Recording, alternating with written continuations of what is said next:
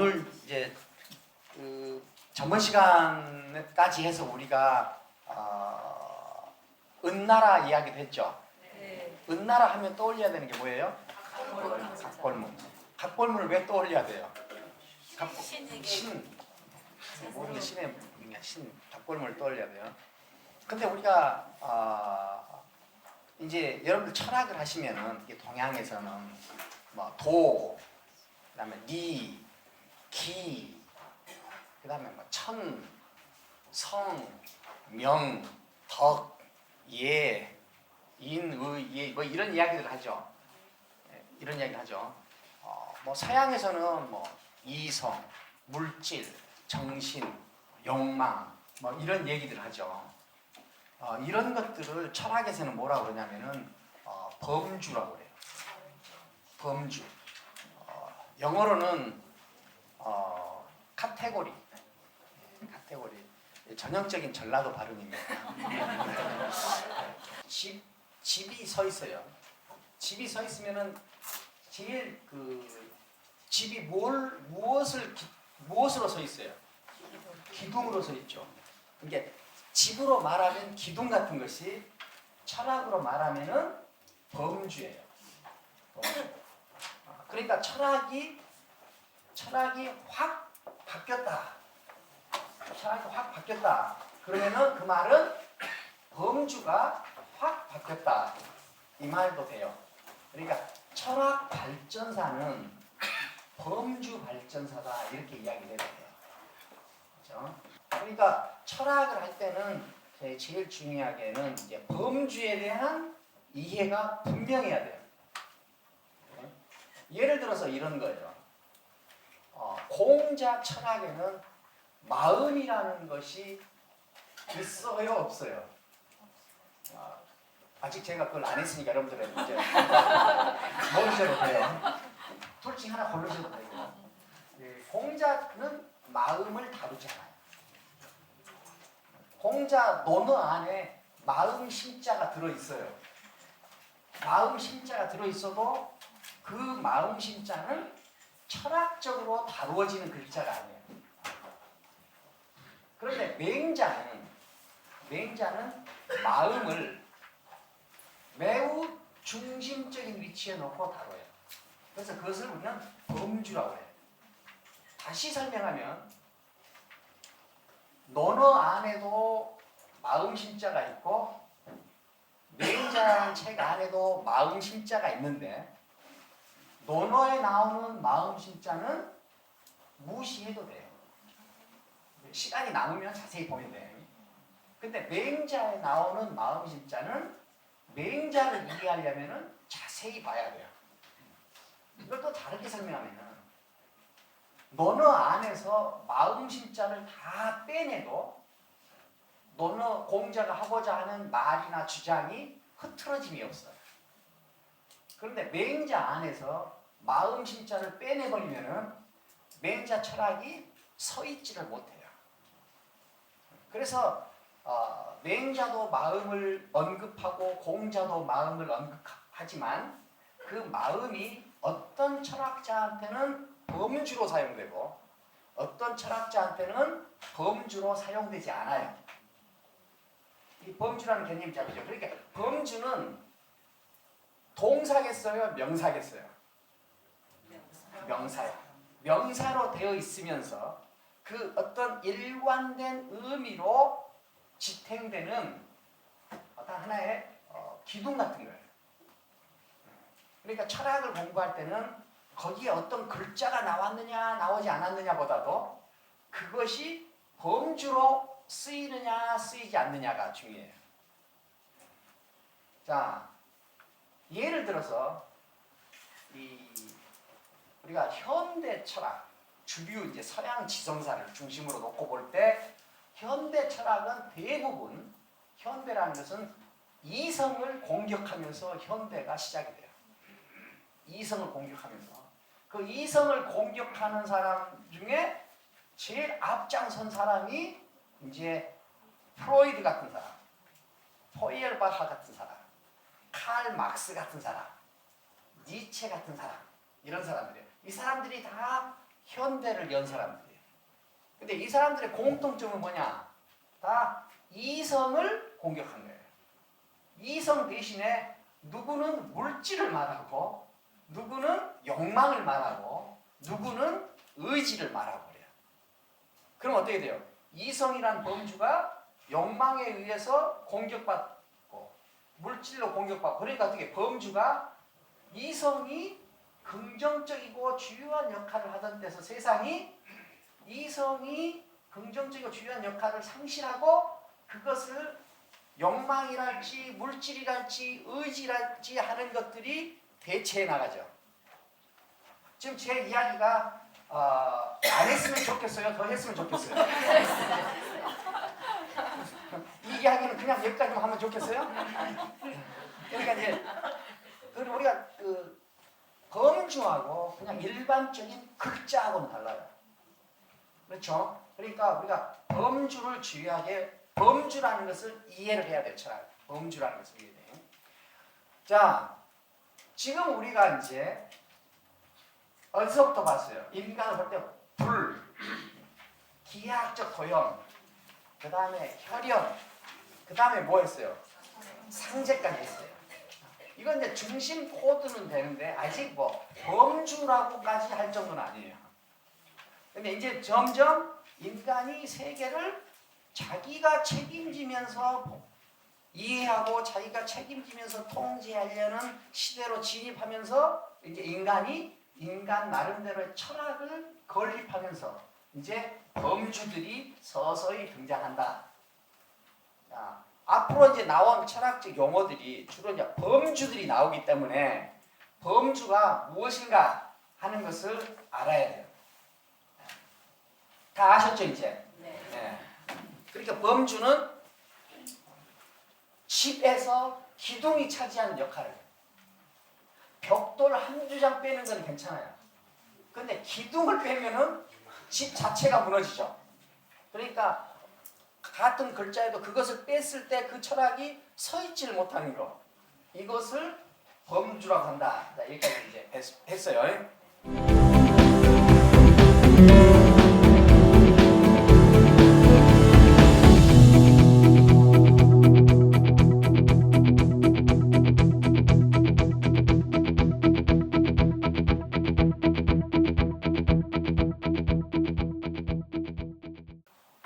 자, 우리가 이 동양에서 인간이 어떻게 철학적으로 성장하는가 하는 과정을 보는 것을 목적으로 해서 우리는 불을 사용하는 것부터 시작을 했어요.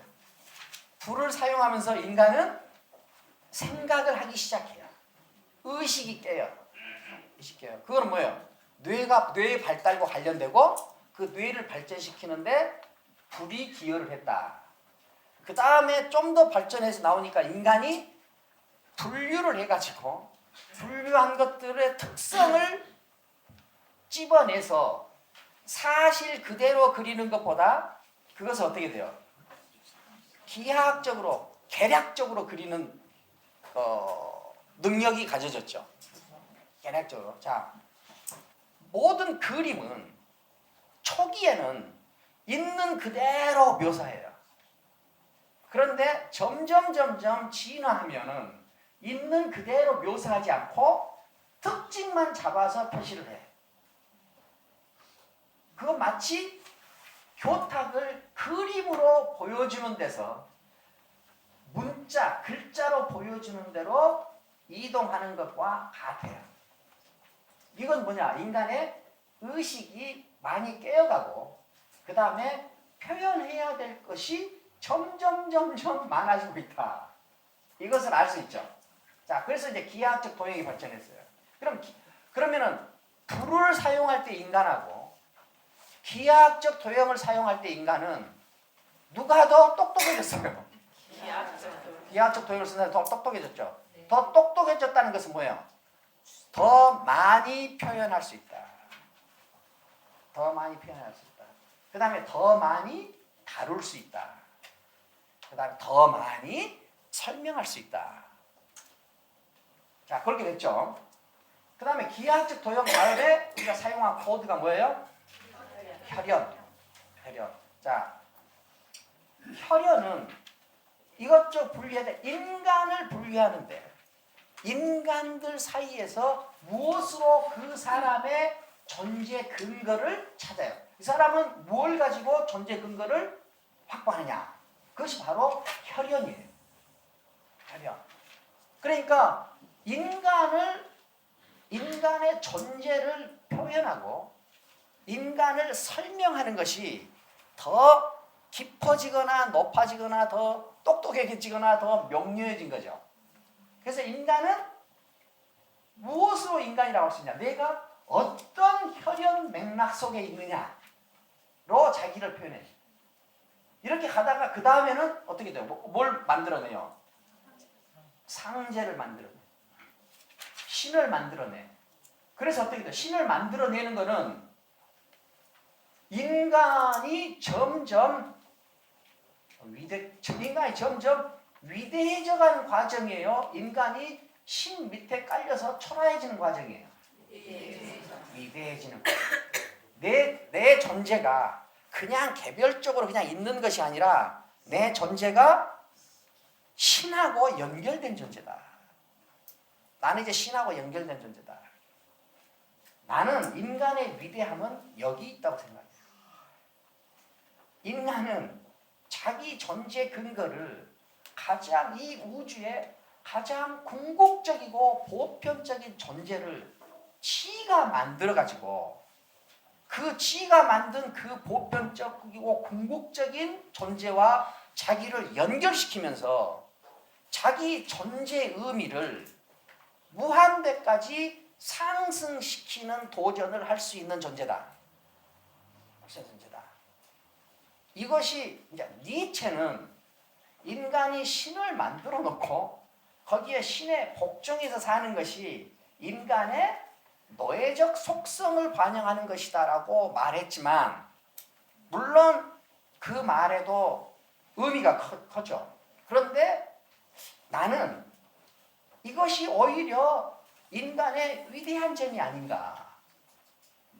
자기가 궁극적인 어떤 대상을 만들어 놓고 자기 삶의 의미를 자기가 만든 그 궁극적 대상과 연결시키면서 자기가 함부로 살지 않겠다 라는 것을 스스로 약속하는 절차, 여기에 인간의 위대함이 있을 수도 있다고 저는 생각을 해요. 그래서 어쨌든 인간은 신을 만들면서, 중국 사람들은 그것을 상제라고 했어요. 그 신을 만들면서 인간의 위치는 내려가고 있어요? 올라가고 있어요? 올라가고 있어요. 자, 여기까지가 우리가 전번 시간까지 한 거예요. 자, 이 신이 상제가 만들어지는 이때를 중국에서는 은나라 때예요. 은나라 때. 그러면서 이제 그때 이제 갑골문 이야기도 했죠. 그래서 은나라 사람들은 세상의 모든 것은 신이 결정한다고 믿는 사람이에요. 나라도 신이 만들고 왕도 신이 지시하고 신이 너 왕해라. 인간도 너는 인간해라. 아 뭐지? 신이 결정. 너는 쥐나 해라. 너는 닭이다. 다 누가 결정해요? 신이 결정해. 신이. 그러니까 그런데 신이 결정해서 그러면은 은나라라는 나라는 누가 세워준 나라예요? 신이 세워졌어요. 근데 신이 세워졌는데 신이 인간하고 다른 점 뭐냐? 신의 뜻은 바뀌지 않는다는 거예요.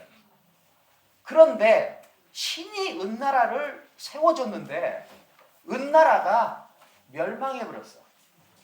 그럼 인간들이 당황할 수밖에 없죠. 어떻게 신이 세워준 나라가 멸망을 해? 그런데 은나라를 멸망시킨 나라가 주나라라고 해요. 주나라. 여기 안 써도 되겠죠? 이 정도는 너무 쉽죠.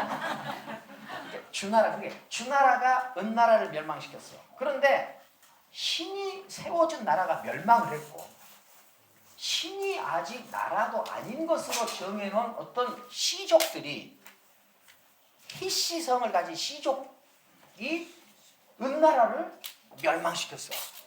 그러면은 주나라 사람들도 황당할 거 아니야. 우리가 은나라를 멸망시키긴 했는데 어쩌다가 이렇게 됐다냐. 그렇죠. 우리는 신의 명령도 안 받는데 어쩌다 우리가 신의 명령으로 세워진 은나라를 멸망시켰다. 그러니까 은나라가 멸망하고 주나라가 건립하면서 은나라 사람도 헷갈리고 주나라 사람도 헷갈려요. 그러니까 이것을 설명해야 될 거 아니야. 은나라는 왜 망했으며 주나라는 왜 은나라를 멸망시키고 새로운 나라가 됐는가. 이걸 설명하는데 이 설명을 어떻게 하느냐. 은나라는 덕을 상실했고 주나라가 덕을 유지하고 있었다. 신은 덕을 잃은 데를 버리고 덕이 있는 곳에 강림한다. 이 설명을 하게 돼요. 그러니까 덕이라는 글자는 새로 만들어진 글자예요. 은나라 때까지는 없던 글자예요. 주나라가 건립되고 은나라와 주나라가 교체되는 이 상황을 설명하기 위해서 뭐 여러 가지가 이유가 있지만 우리가 쉽게 설명하죠. 그걸 증명하기 위해 근거로 덕을 말하기 시작했어. 덕. 그러면은 덕이 있는데 신이 내리고 덕이 없는 데서는 신이 떠난다. 그런데 덕은 신한테 있는 거예요? 인간한테 있는 거예요? 인간한테 있는 거예요. 그러면은 인간이 최소한의 조건 속에서 신을 움직일 수 있게 됐어요? 없게 됐어요? 있게 됐어요. 신의 영향을 미치게 됐어요. 무엇으로? 덕으로. 덕으로. 그러니까 뭐예요? 내가 덕을 갖추고 있으면 신이 오고 내가 덕을 잃으면 신이 떠난다.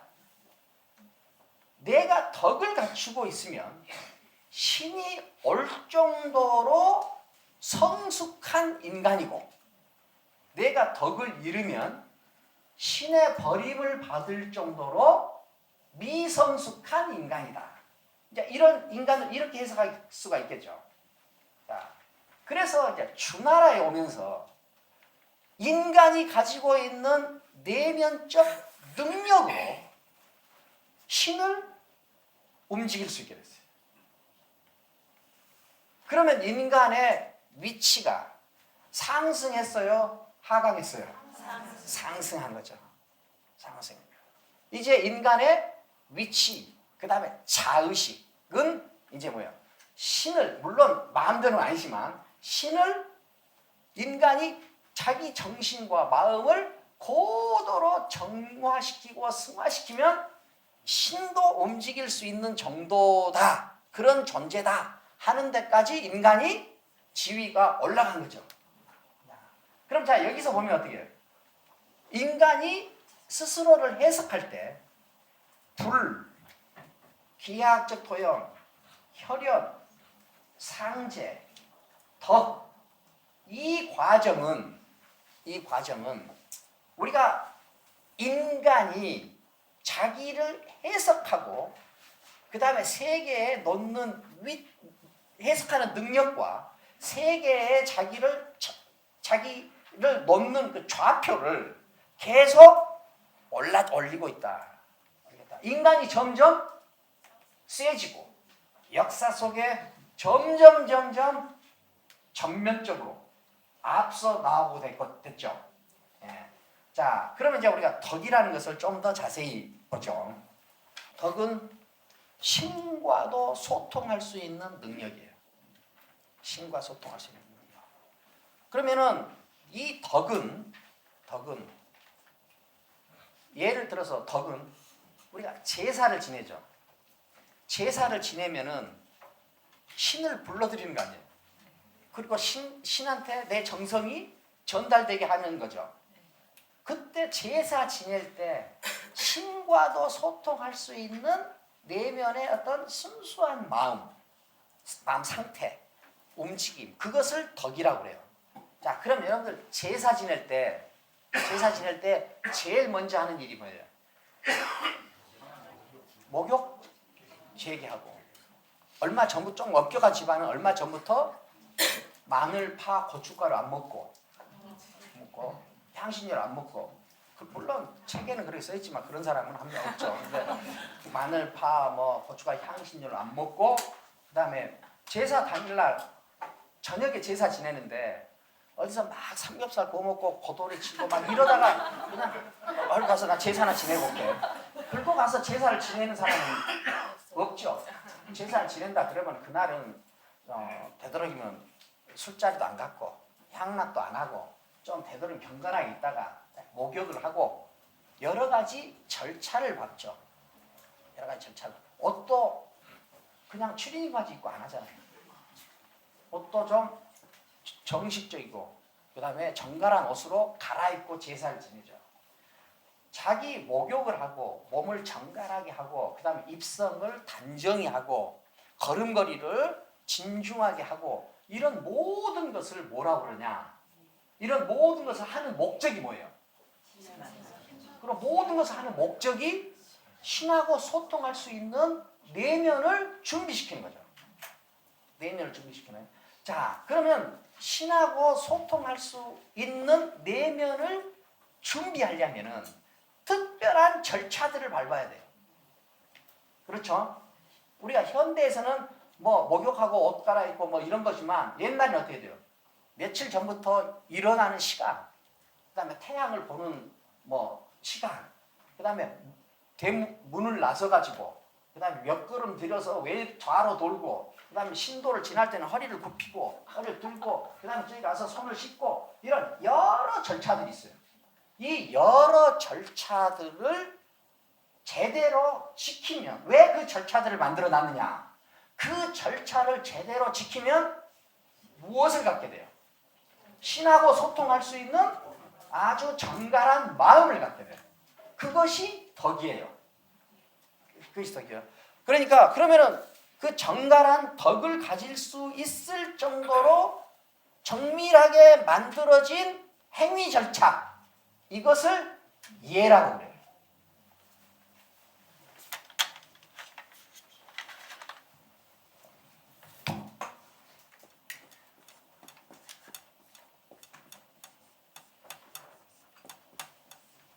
예라고 그래. 얘는 시 보여주다. 이건 귀신한테 보여주는 걸 얘는 시. 그 다음에 이건 뭐예요? 이거 밑에 있는 것은 도마 어떤 다이. 그 위에 뭐 어때요? 제사 곡물이 흐트러지지 않게 꼬챙이로 껴가지고 단정하게 놓여 있어요. 그래서 그러니까 이게 다 뭐예요? 제사와 관련되는 말이에요. 제사. 그러니까 제사를 지내기 위해서 반드시 신과 소통하는 정갈한 마음이 준비되어야 하는데 그 정갈한 마음은 특별하게 만들어진 절차에 의해서 만들어질 수 있다. 그러니까 행위 그 절차를 예라고 하고 예를 통해서 만들어진 순수한 그 마음을 덕이라고 한다. 그런데 그 덕은 신과도 통할 수 있는 마음이다. 신과 통할 수 있는 마음이다. 자, 이해되셨죠? 네. 그래서 이제 뭐예요? 상제 다음에 그다음에 인간이 자기의 존재 위치를 설명하는데 무엇까지 발견했어 이제? 덕까지 발견해. 덕. 그럼 어떻게 돼요? 자, 여러분들이 여기서 의식해야 될 건 뭐예요? 불, 비예학적 도형, 그 다음에 혈연, 상제, 덕. 여기까지 올 때 일이 이동했다. 그것만 아는 것이 아니라 이 이동 과정을 통해서 인간이 자기 위치를 계속 상승시키고 있구나. 계속 상승시키면은 상승시키는 것에 따라서 어떤 것은 계속 적당히 하강을 하는 것이 있겠죠. 그것이 뭐예요? 그것이 신이에요. 그래서 어떻게 돼? 인간이 계속 진화하면서 신에 대한 존경심은 줄어들고 인간 자신에 대한 자존은 계속 높아지고 있다. 그것을 이제 알 수 있어요. 자, 그럼 여기서 한 가지 또 확인하고 들어가죠. 철학. 그러면은 네 줄을 생각해야 된다고 그랬죠. 첫 줄이 뭐예요? 그 다음에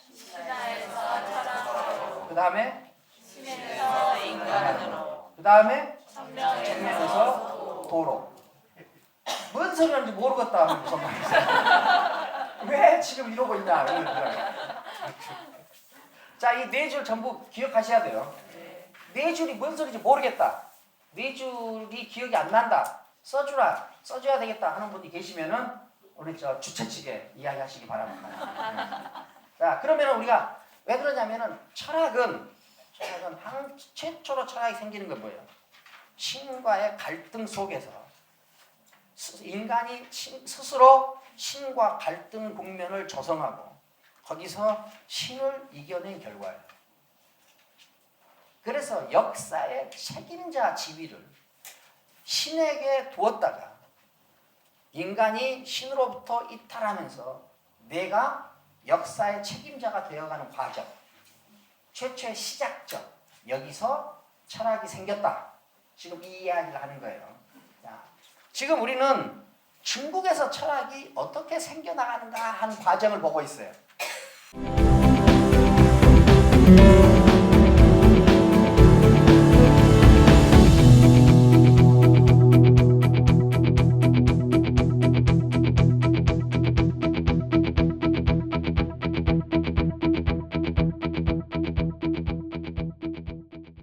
자, 여기가 이게 뭐예요? 이게 뭐예요? 이 정도는 알아야죠. 풀이에요.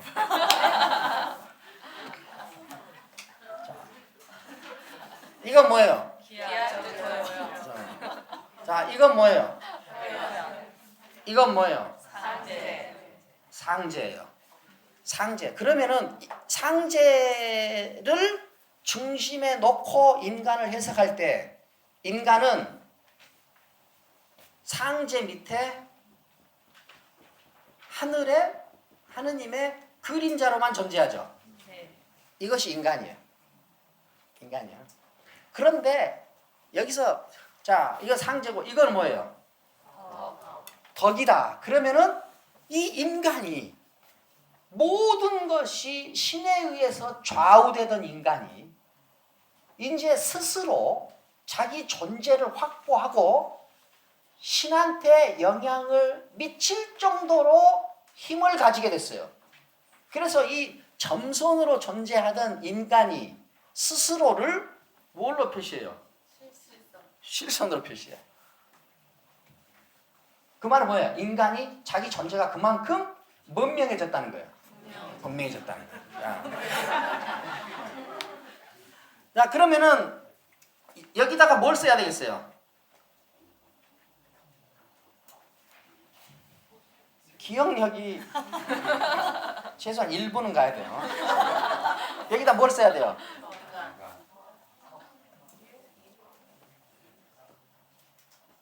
덕. 여기다는 뭘 써야 돼요?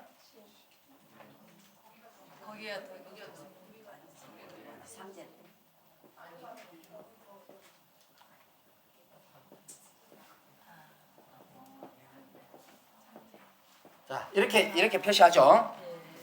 자, 상제 때 인간은 그림자로 점선으로 존재하다가 여기서 이제 덕이 생기면서 상제하고 똑같이 분명하게 실선으로 표시된다.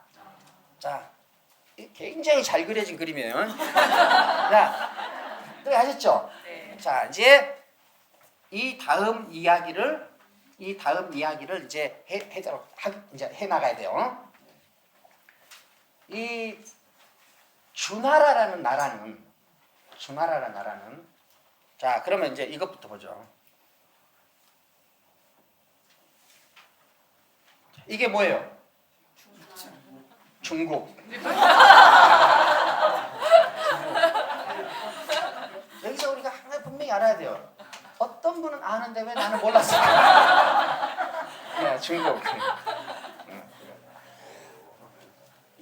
중국은 중국은 은나라하고 매우 다르게 이 봉건제라는 정치 시스템을 운영을 해요.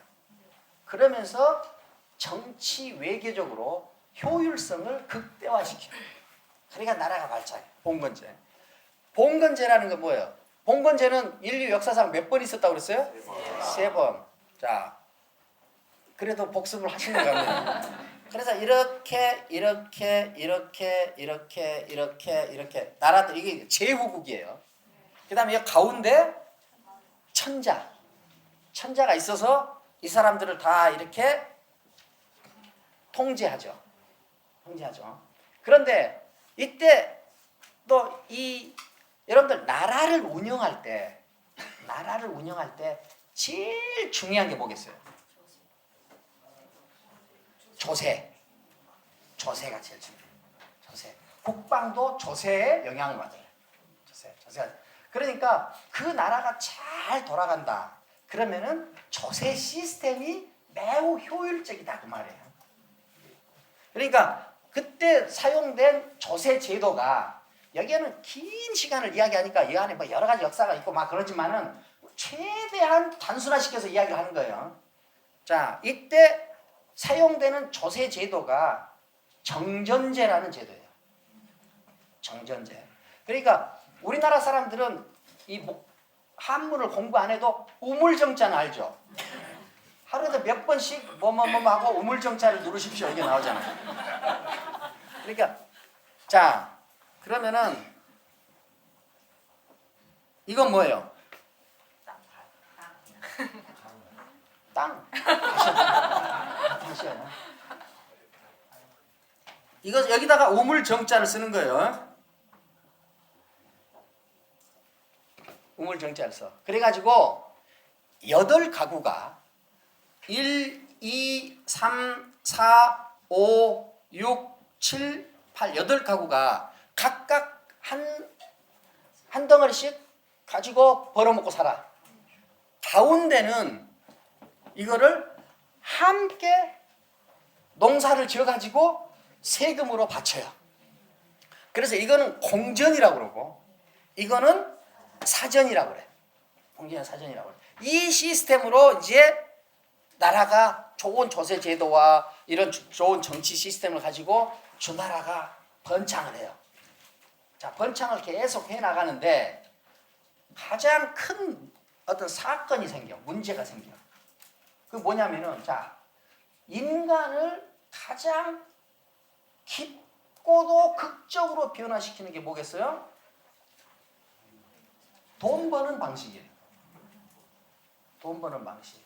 그러니까 지금 정전제가 안정적으로 유지될 때는 그때는 이제 이 석기, 청동기. 근데 청동기는 물러서 이렇게 산업에 직접 쓰지는 못했어요. 그러니까 석기로 농사를 지었어. 그런데 이때 무슨 일이 생기느냐? 철기가 만들어졌어요. 철기가 산업에 투입이 됐어요. 철기가 산업에 투입이 되면은 석기로 돈을 벌던 시절에 형성된 기득권 세력이 새로운 생산 도구가 만들어지면 이 사람들은 잘 적응을 못하고 새로운 생산 도구에는 기득권 세력들보다는 소외 계층에서 더 적응을 잘하죠. 그렇게 하면서 생산 도구가 바뀌면은 계급이 달라지는 거예요. 그런데 이때 철기가 산업에 투입이 되니까 생산력이 극도로 증대돼요. 아주 증대돼요. 극도로 증대되니까 기존에 돈이 흐르던 채널을 넘어서서 돈이 흘러 들어가. 그러면은 돈 맛을 전혀 보지 못한 사람들도 돈 맛을 보게 돼요. 그렇죠? 그러니까 전통적인 혈연 귀족들이 기득권층이었는데 그 전통적인 혈연 귀족들, 세습 귀족들을 군자라고 그랬어요.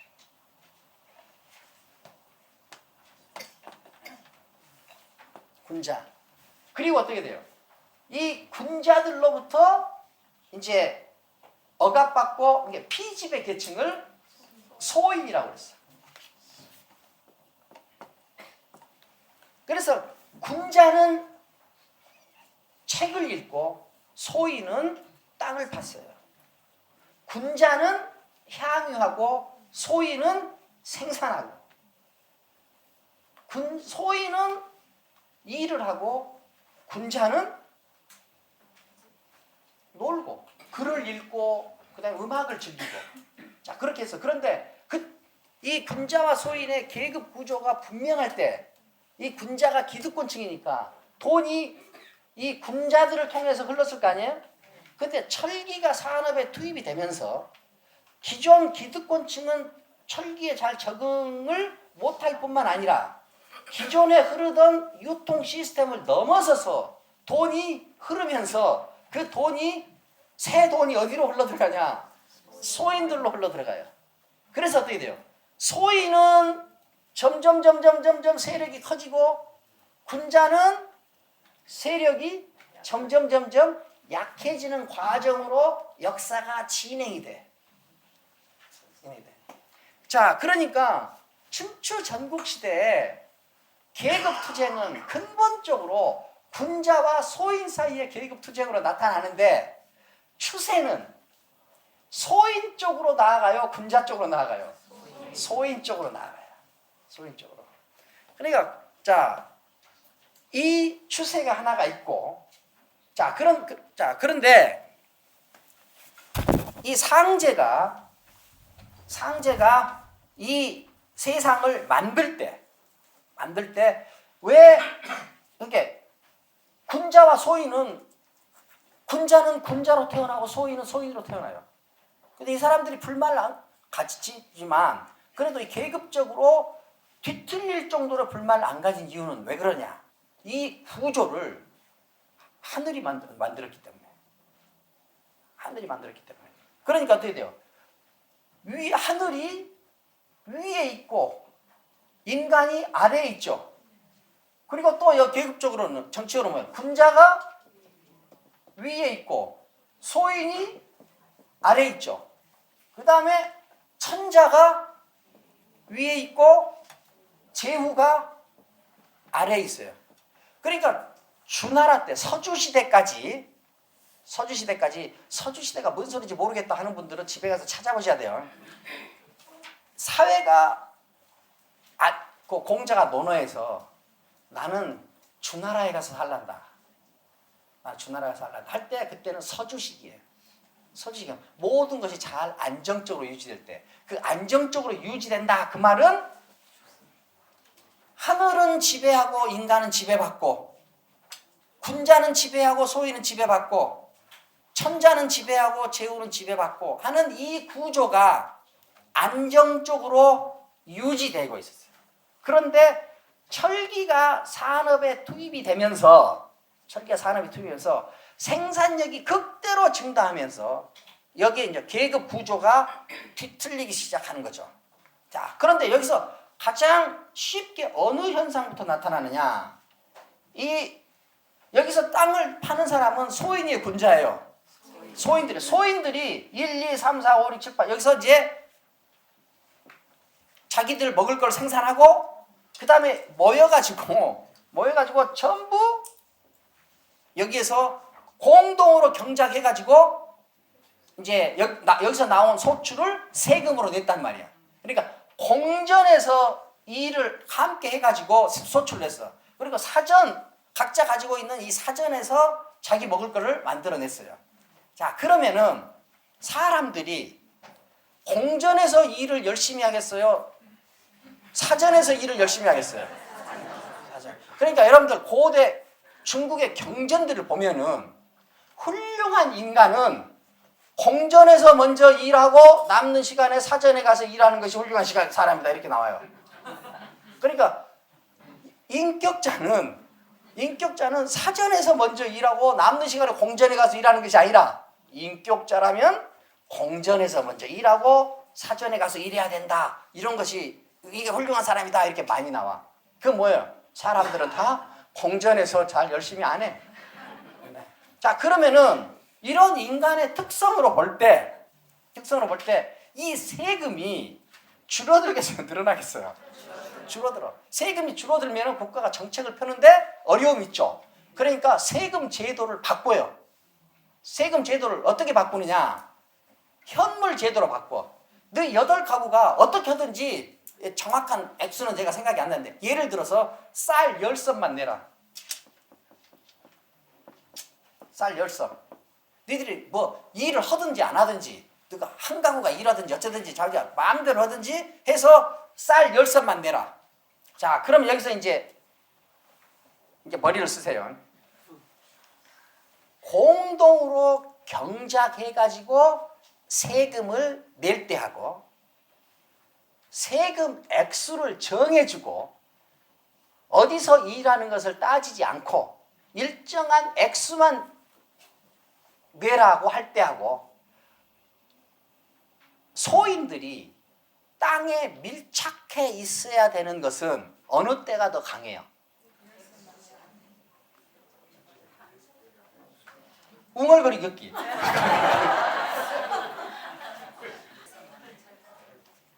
자녀들한테 공부 열심히 해라. 열심히 해라고 말할 때 하고 문제지 3장만 풀어놓고 네 알아서 할 때 하고 어느 때가 자녀들은 더 자유롭겠어요? 3장만 정해줄 때 이때가 더 자유로울 거죠. 그러니까 소인들이 이 토지에 덜 밀착하게 돼요. 덜 밀착하게 되고 그 다음에 어떻게 돼요? 그 덜 밀착하면서 여기서 어떻게 해요? 자기는 어떤 방식으로든지 쌀 10섬을 만들어내는 데만 공헌하면 되죠. 그러니까 이때 이제 이 소인들 가운데서 쌀 10섬만 내는데 쌀 10섬 만드는데 공헌만 하고 나머지 시간을 자기 마음대로 쓰는 기술들을 만들게 돼요. 그것이 뭐예요? 상업이 생겨요. 이제 장사를 하게 돼. 장사는 그 이전부터도 있었어요. 음나라 때도 있었어. 그런데 이때가 어떻게 상업이 이제 활성화가 되는 거예요. 상업이 활성화가 돼. 그러면은 소인들 중에 좀 깨인 소인들은 상업 쪽으로 나아가겠어요? 농업 쪽으로 나아가겠어요? 상업 쪽으로 나아가죠. 상업이라고까지 할 건 없지만 그냥 이게 토지로부터 이탈하는 현상들이 많아지고 토지로부터 이탈하는 그 사람들이 새로운 부를 형성하게 돼. 새로운 부를 형성하게 돼. 그래가지고 어떻게 돼요? 새로운 지주 계층이 돼요. 새로운 지주 계층이 돼요. 자, 이렇게 하면은 군자와 소인 사이에 소인들이 새로운 지주 계층을 형성하면서 소인들이 점점 커지죠. 그렇죠? 그 다음에 군자들은 작아져요. 군자들은 능력은 작아지는데 뭘 가지고 있어요? 기존의 기득권, 정치력을 가지고 있을 뿐이에요. 그러니까 이게 소인은 점점 이제 힘이 커지고 군자는 힘이 약해지죠. 춘추 전국 시대에 중국 역사의 진행 과정은 소인은 커지고 군자는 작아지는 과정이에요. 그런데 커지는 소인들은 대개 지주 계급으로 성장하고 상업으로 무장해요. 그래서 이 중에 이 세력들이 커가는 세력들이 볼 때 군자들이 아직도 힘은 없으면서 이 기득권 권력을 행사하려고 그래. 그러면 소인들이 그냥 자기들이 역사를 써가는데 군자들이 불편하겠어요? 편하겠어요? 불편하겠어요. 어느 시점이 되니까 에이 군자 저것들 없애버려야 되겠다 하고 군자들 없애버려야 되겠다 하고 이쪽 우두머리가 여불이라는 우두머리가 있었어요. 그래가지고 우두머리가 이것들 없애버려야 되겠다 하고 들고 일어난 것이 진시황의 혁명이에요. 자, 그래서 소인이 커지다가 나중에는 군자를 없애버려야 되겠다 하고 나올 때 그때가 진시황이 통일해. 그러니까 진시황이 통일할 때까지 중국의 역사는 소인은 커지고 군자는 작아지고. 그러니까 이 중국의 고전에는 다 군자와 소인들 사이에 갈등으로 많은 부분이 채워져 있어요. 여러분들 갈비집이나 가면 사자성어 뭐 이렇게 표구에서 막 걸어놓는 거 맞죠? 그 중에 많이 걸어져 있는 것 중에 하나가 뭐예요? 화이부동. 화이부동 그것이 아시죠?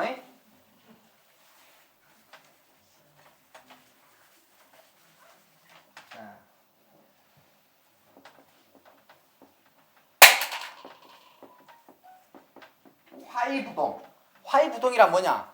화라는 것은 조화라는 건데, 조화라는 말의 가장 기본적인 의미는 뭐냐면은 차이를 인정한다. 차이. 동은 차이를 인정하지 않는 거예요. 군인들 유니폼 입혀놓죠. 군인들 유니폼 입혀놓죠. 그 동이에요, 화예요? 동이에요, 화예요? 동이죠. 그러니까 화는 이 차이를 인정하지 않는 화는 있었어요. 이게 논어에 나오는 말인데, 군자는 화이부동하고 소인은 동이불화한다.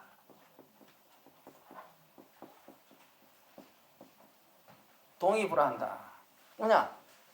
군자, 교양 있는 사람은, 잘 교육받은 사람은 차이를 인정하는 상태에서 조화를 꾀하지 똑같게 만들려고 하지 않는다. 소인은 똑같게 하려고 그러지 차이를 인정하는 조화를 추구하지 않는다. 그러니까 뭐예요? 우리들은 교양 있는 사람으로 돼야 되니까 화이부동해야 된다. 그래서 이것만을 써서 이제 갈비집 같은 데 많이 걸어놨어요. 근데 여기에는 전형적인 이 당시 군자 소인 간의 갈등이 반영된 귀절이에요. 자, 우리 술자리에서도 소인들의 술자리가 있고 군자들의 술자리가 있어요. 군자들의 술자리는 어때요? 나 어제 과음했으니까 오늘은 좀 이렇게 적게 마실라네. 그러면 그래서 그래, 내가 오늘 좀 많이 마실라네. 그 형편에 따라서 그렇죠. 나 요즘 약 먹고 있어가지고 그럼 또 이제 그래 그러면 오늘 적게 먹어. 내가 많이 마실라네. 이거 서로 차이를 인정하죠. 소인들의 술자리는 뭐예요? 나 요즘 약을 먹고 있어서 나도 약 먹어. 나도 약 먹어. 똑같이 해가지고 마시죠. 너 아까 2번 건너뛴 거 있어. 빨리 그거 마시고 해.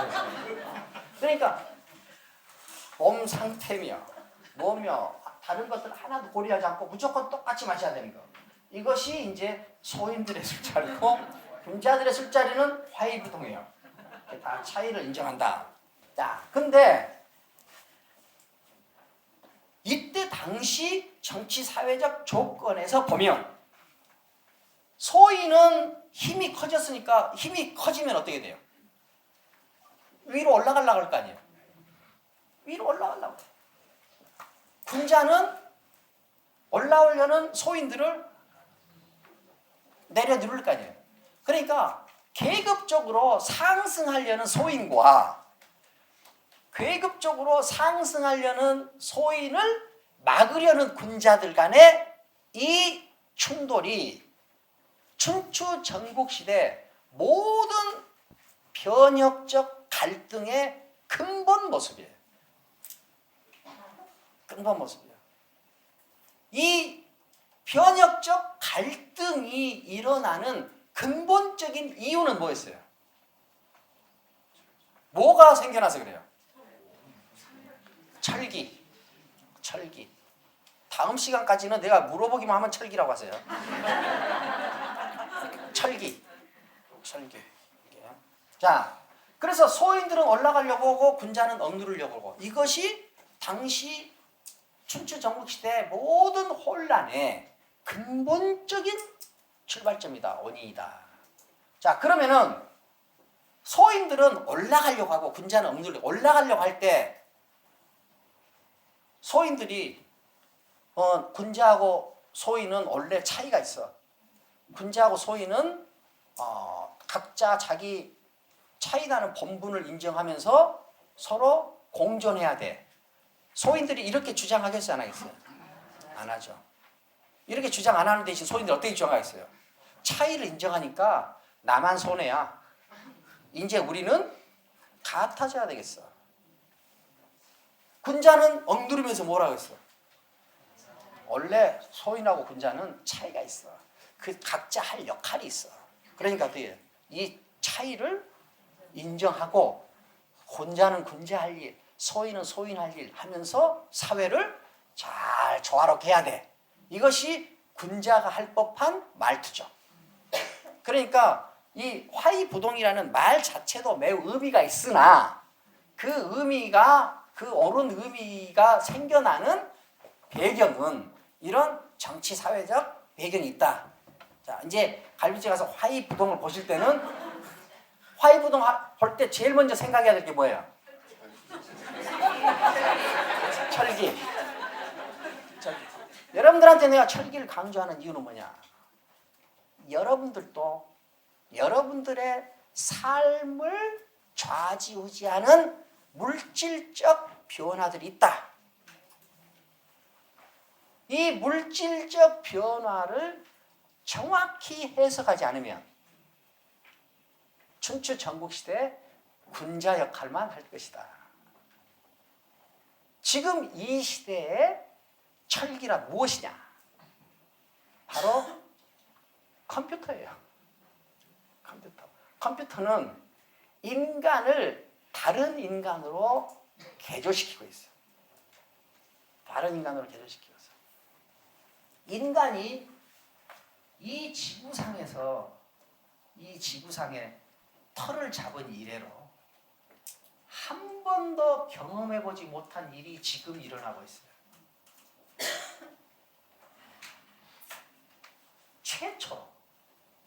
최초로 나이 먹은 사람이 나이 안 먹은 사람 눈치를 보는 시대가 됐어요. 나이 먹은 사람이 나이 안 먹은 사람보다 못하는 것이 많아진 최초의 시기예요. 그 이전에는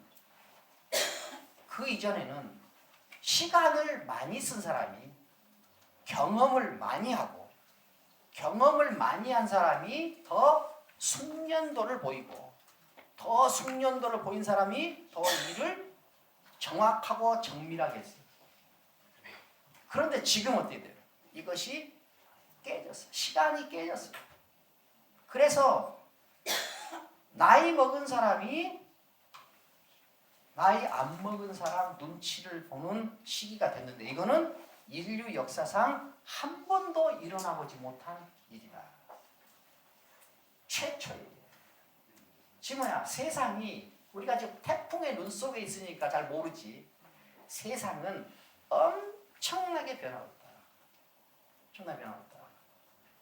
저는 지금 여러분들하고 같이 이야기를 하는데 PPT를 사용 안 합니다. 못 만들어요.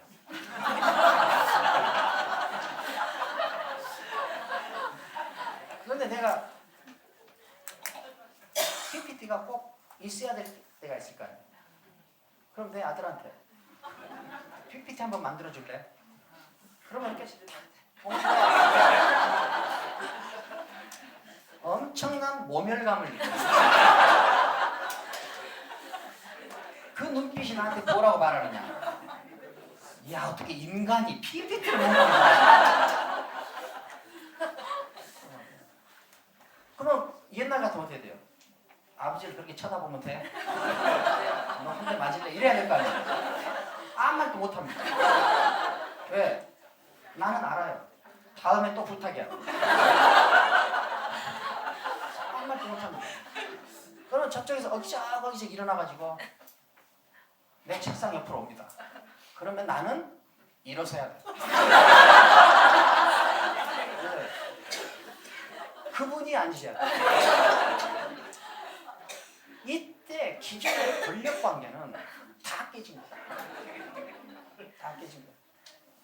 아들이 앉아서 찡찡 만들고 있을 때 나는 옆에서 공손히 서 있어요. 인류 역사상 이런 일은 한 번도 없었다. 한 번도 없었다. 지금 이 시대가 그런 시대가 됐다. 여러분들이 세상을 볼 때 나한테 있는 내가 해석한 철기는 무엇인가? 무엇인가? 그때 BC 6세기에 철기가 산업에 투입이 되는 그거를 알아서 어디다 쓸 거예요? 이런 데다 쓰는 거예요. 아, 나의 철기는 무엇인가? 그러면 어떻게 돼요? 내가 세상에서 무엇을 해야 되는가? 어떻게 해야 되는가? 하는 행위가 세련되고 고급지게 결정될 수 있다. 그것을 모르면 어떻게 돼요? 모르면은 자기는 계속 힘 빠져가는 군자 행세를 하지만 실속은 하나도 없고 나중에는 어떻게 돼요? 타도된다. 자, 그래서 군자와 소인 관계가 이렇게 됐어요. 그 다음에 천자와 제후 사이도 그래요. 천자 제후 사이도 그래요. 여러분들 논어에 보면은 8일편이 있습니다. 8일.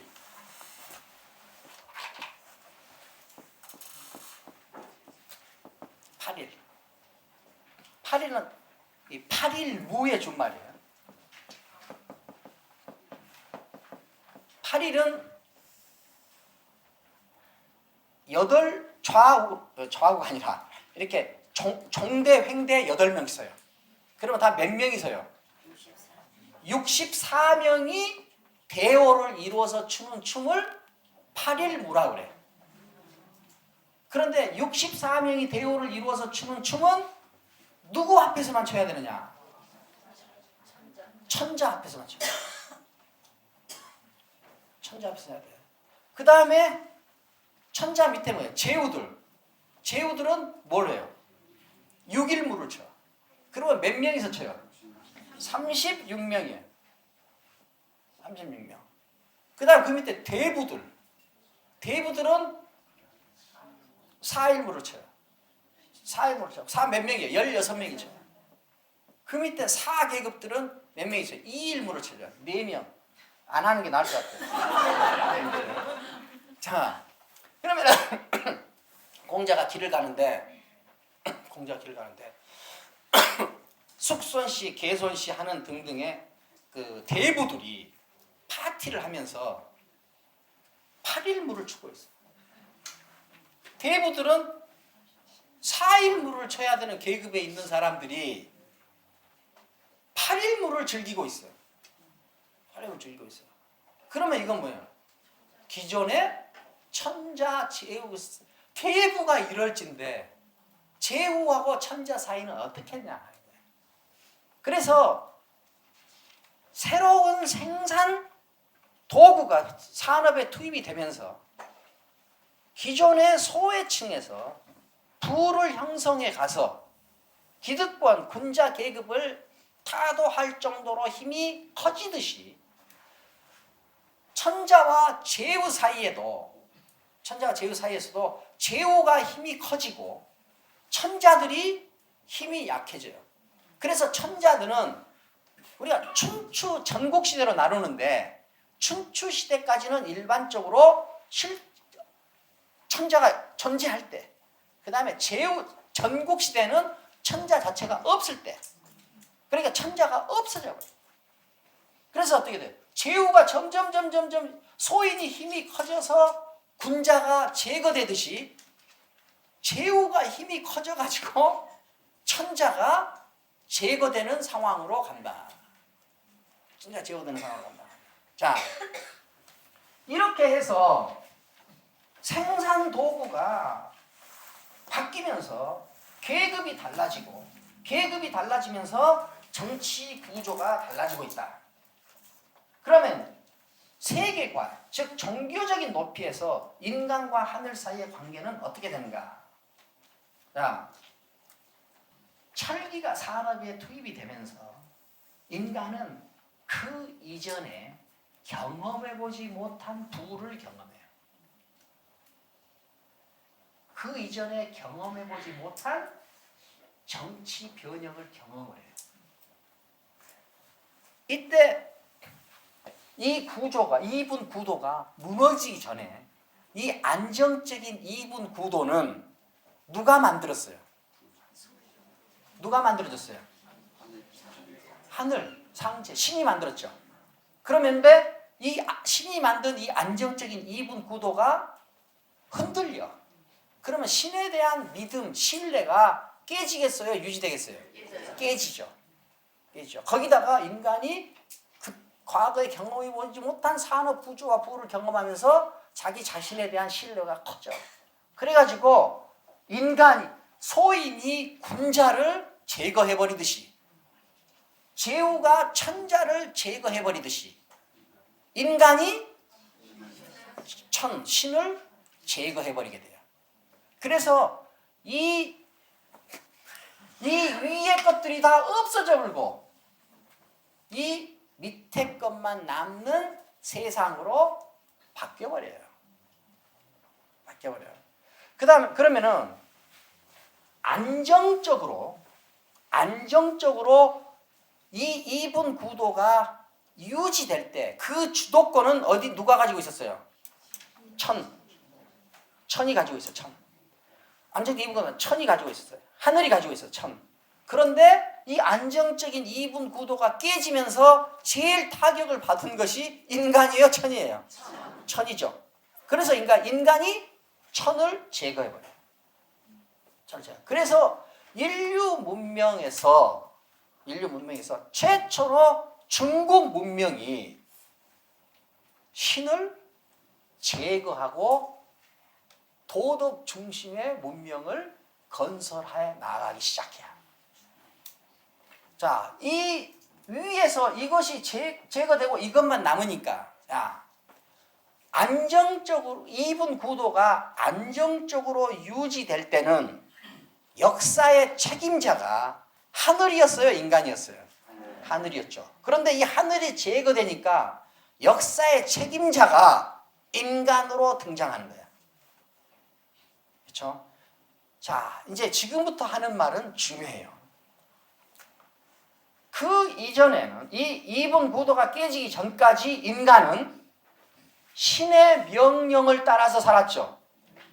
하늘의 명령을 따라서 살았죠. 누가 더 하늘의 명령을 빨리 이해하고 잘 집행하느냐가 인간의 품격을 결정했어요. 그런데 그 하늘의 명령을 내린 하늘이 제거됐어. 하늘이 내리는 명령을 1000명이라고 했어요. 1000명이 사라졌죠. 그러니까 인간은 어떻게 돼요? 인간은 그 이전에는 천의 명령을 받은 살던 인간이었는데 천이 제거되고 나니까 이제 인간한테 매우 높은 수준의 사명이 생겨요. 그 사명이 뭐냐? 인간을 벗어난 능력에 의존함이 없이 인간만의 능력으로 인간이 가야 될 길을 만들어야 된다.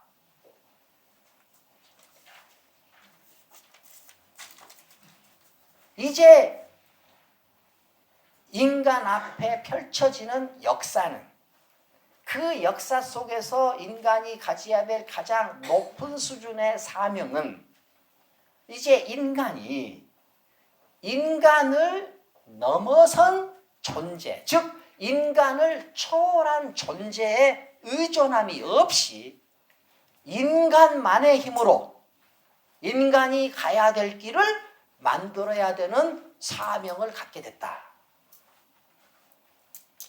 그 인간만의 능력, 인간을 넘어선, 즉 인간을 초월한 어떤 능력에 의존함이 없이 인간만의 능력으로 할 때 그 능력이 뭐냐, 이제는 육체적인 능력이 아니라 이제 뭐예요? 생각하는 능력, 생각. 인간만 자기만의 생각으로 이제 자기가 가야 될 길을 만들어야 했어요.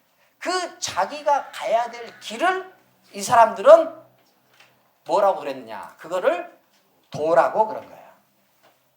이제 도가 나왔어요. 도가 나왔어요. 그것이 이제 도다. 즉 도가 출현한 거예요. 도가. 자, 이걸 이제 이 그림을 보세요.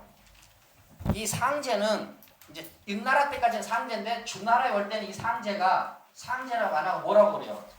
이걸 천이라고 그랬어요. 근데 아까 이야기하는데 빠뜨렸어요. 천. 이게 그림이 이제 이렇게 바뀌어요. 이게 뭐예요? 불. 이거는 기하학적 도요. 이거는 혈연. 이거는 상제. 이거는 사람. 인간.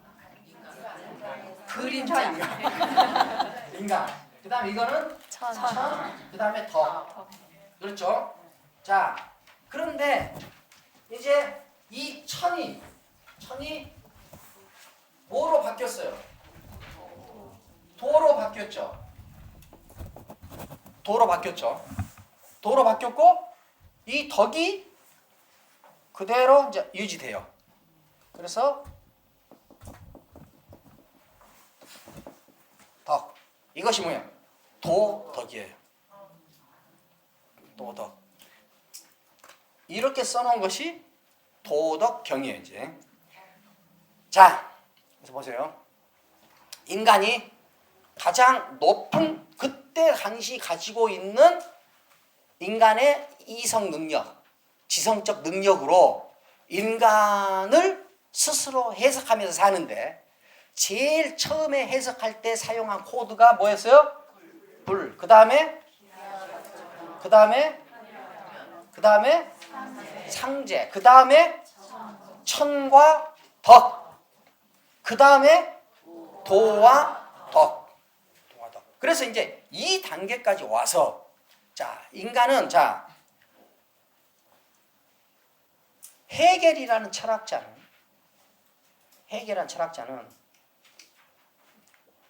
적지 마세요. 거짓말일 가능성이 커요. 자, 잘 보세요. 자, 헤겔이라는 철학자는 이 세계를 볼 때 자기만의 고유한 범주를 사용해. 그것이 이성이에요. 포이엘바하라는 철학자는 헤겔 철학이 거꾸로 됐다 하고 비판하면서 자기만의 철학을 제시하는데 그때 사용한 범주가 물질이에요. 물질. 프로이드는 이 세계를 해석하는데 하나의 중심 범주를 사용해요. 그게 뭐예요? 욕망. 욕망이에요. 데카르트라는 철학자는 이 세계를 해석하는데 혹은 이 세계를 통제하는데 두 개의 범주를 써요. 그것이 물질과 정신. 물질과 정신.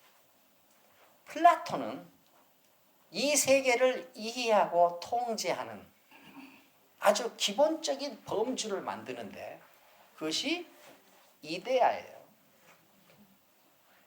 주역을 쓴 사람은 이 세계를 설명하는데 두 개의 범주를 사용해. 그것이 음과 양이에요.